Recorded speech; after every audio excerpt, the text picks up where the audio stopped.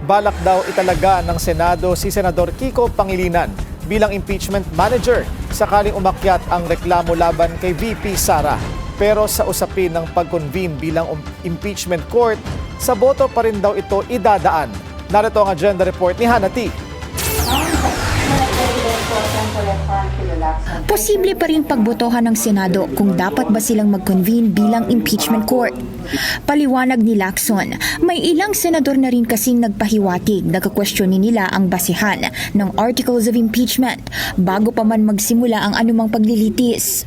Kaya sakaling may maghain ng mosyon na wag munang mag-convene bilang impeachment court ang Senado, hindi raw ito desisyon ng isang tao lang. Majority vote pa rin ang masusunod. May motion eh. May motion na wag i-convene. Sa botohan mauwi yun. Kasi ang court hindi naman one-man court eh. It's a 24-member court. So majority pa rin yung magre-rule. Una nang sinabi ni Senator Robin Padilla na gampani ng Senate minority ang pag-o-oppose sa Senado. I respectfully move. Nitong nakaraang taon, nagmosyon si Senator Bato de la Rosa na i-dismiss ng impeachment complaint laban kay Vice President Sara Duterte bago pa man makapag-convene bilang impeachment court.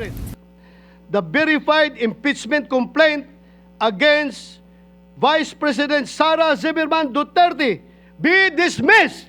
Kinilala naman ni Lacson ang kanilang constitutional mandate na forthwith kailangang mag-convene. Bagamat wala pa sa Senado ang Articles of Impeachment laban kay VP Sara, minamataan na rin nilang magkaroon ng impeachment manager. Yan ay si Senator Kiko Pangilinan na siyang abogado rin. Sinuggest daw ito ni Senate Majority Leader Mig Zubiri dahil wala ang kanyang papel sakaling magkaka-trial.